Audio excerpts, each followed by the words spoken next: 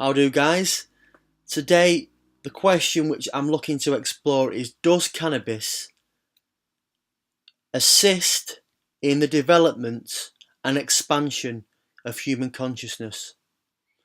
I think we can definitely say yes to this question. I can say yes from my own personal point of view, having used cannabis from being a teenager right the way through to up until maybe 6 months ago.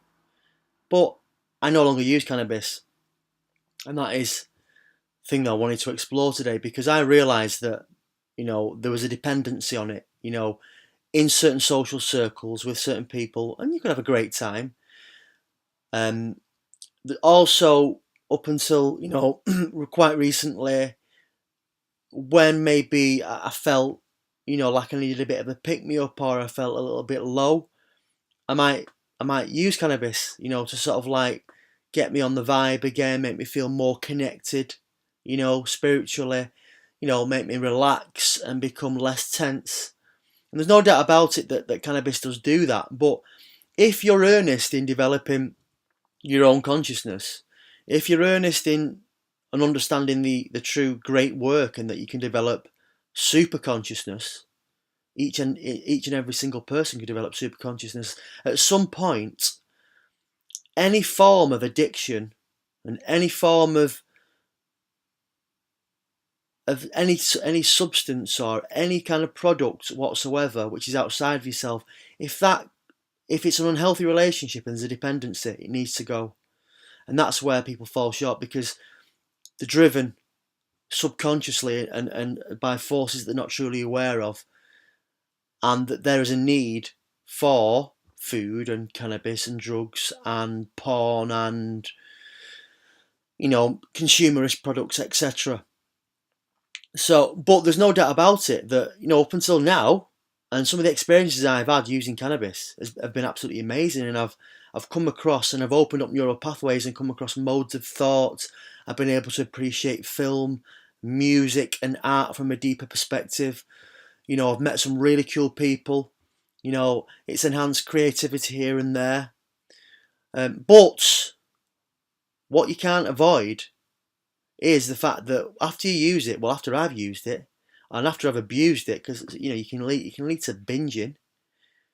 You're a naughty get, and that your relationship, with your wife or your significant other or your work colleagues or your children, the day after that, and the day after that, is often strained, because what cannabis does and what every other drug does, which is hallucinogenic, is only it just gives you a glimpse. It gives you a glimpse into the super consciousness on a temporal basis. And when you do that artificially, there's a price to be paid, because what goes up must come down. And this fact can't be ignored. Not only that, is most people use cannabis in the UK with tobacco. And tobacco, again, we all know about the health aspects and problems with tobacco. So, a point that I come across is a guy called Terence McKenna, and he's dead now. He was an American, he was a researcher and a highly intelligent, maybe Harvard graduate, and his work covers consciousness, mushrooms, shamanism, art, alchemy, you name it. He's a great speaker. He advocated appropriate use of cannabis on a non-regular basis. Shut up, phone. So he would personally use it once every week, with a high dosage once on a weekend. And see, this is where, if you watch the shamans, when you do the ayahuasca in the jungle, they give you this particular drug, and basically it makes you completely zonk out. Your overall consciousness. You've got your autonomous system and your autonomic and your other one.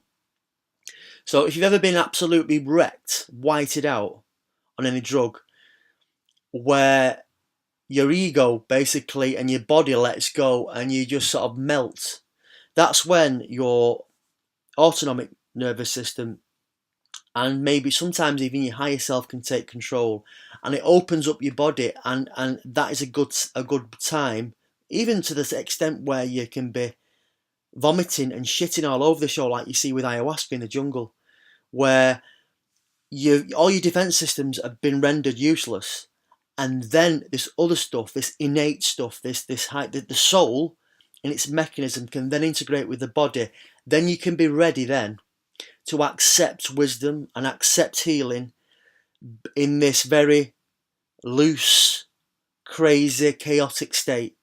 I've experienced this, and I would say that if you're going through stuff and blockages and you don't feel that you can give up, cannabis, this might be a good way, as long as it's safe. If you're earnestly seeking to develop spiritually, this may well be, a good way of using the drug.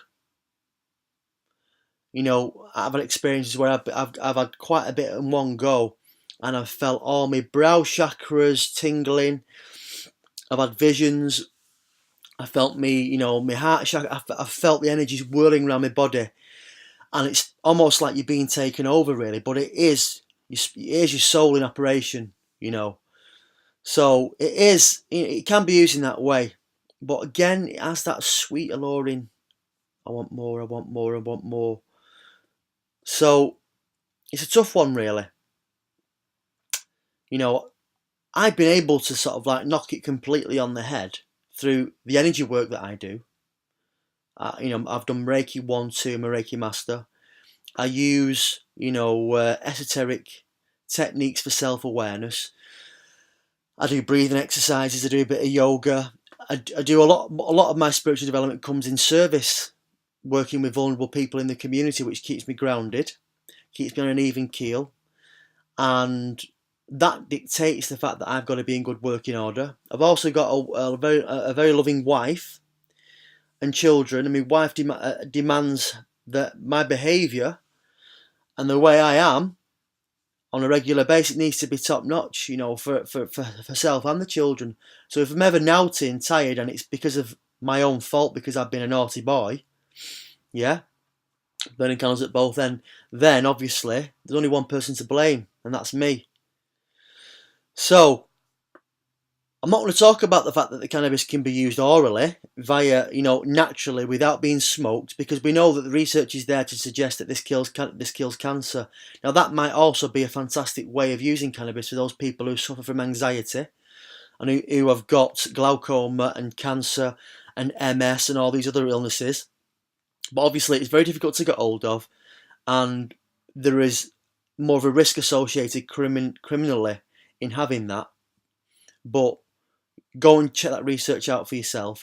It's widely used, and it's coming to the fore even more. But this is smoking cannabis, and this is the abuse of cannabis, because people do over rely on it and smoke it on a far too regular basis, and it does bring about negative behaviour, without doubt. You just got to be aware of yourself and ask the questions from your loved ones to find out that. So try to, if this has helped, great. If you can manage it more constructively on a less regular basis, try it out, see how you get on. But if you're really earnest and you really want to go for it, and I've been sort of doing some serious energy work for quite a number of years now, through the result of that, I've been able to address that and put it to bed. And I can now socialise with people who use cannabis and say no quite easily. At one stage, they would have never been able to do that. And I'm able to do the same with alcohol too, and socialise with people and go out and enjoy myself and not use alcohol. And I then have the ability to get up every morning fresh as a daisy and do the work that I need to do. And that is enough for me, because ultimately the goal that you're after, which cannabis can't touch, is here. And that is the development and the unlocking of the pineal gland and its secretion of DMT, and the fact that once you start to align yourself and develop a soul-centered personality, then the feeling that you get and the appreciation and quality of life that brings, you can say no to these things, because it's much deeper and more spiritual than having to have outside substances to modify your behaviour and experiences.